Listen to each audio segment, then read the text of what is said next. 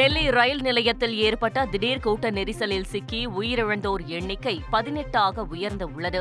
பிரயாக்ராஜில் நடைபெறும் கும்பமேளாவில் பங்கேற்க ஏராளமானோர் கூடிய நிலையில் ரயில்களில் ஏற பயணிகள் முண்டியடித்தபோது 14 பெண்கள் உட்பட 18 பேர் உயிரிழந்தனர்.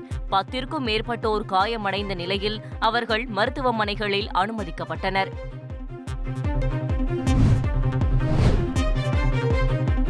டெல்லி ரயில் நிலையத்தின் கூட்ட நெரிசல் விபத்து தொடர்பாக உயர்மட்ட விசாரணைக்கு ரயில்வே உத்தரவிட்டுள்ளது.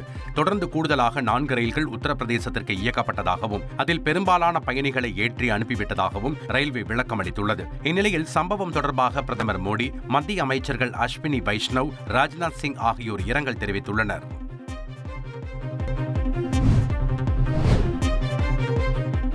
விடுமுறை தினத்தை முன்னிட்டு கும்பமேளாவிற்கு செல்வதற்காக ஆயிரக்கணக்கான மக்கள் ஒரே நேரத்தில் டெல்லி ரயில் நிலையத்தில் கூடியதாக கூறப்படுகிறது. குறிப்பாக 13, 14, 15வது நடைமேடைகளில் உத்தரப்பிரதேசத்திற்கு செல்லும் ரயில்கள் நின்றிருந்ததால் அதில் பயணிகள் முண்டியடித்து ஏற முற்பட்டதாக தகவல் வெளியாகியுள்ளது.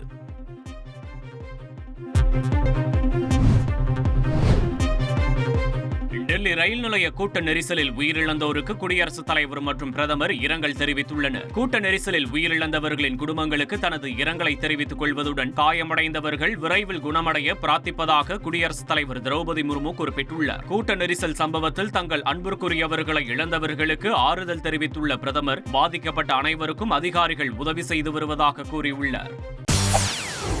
செய்திகளை உடனுக்குடன் தெரிந்து கொள்ள உடனே சப்ஸ்கிரைப் பண்ணுங்க.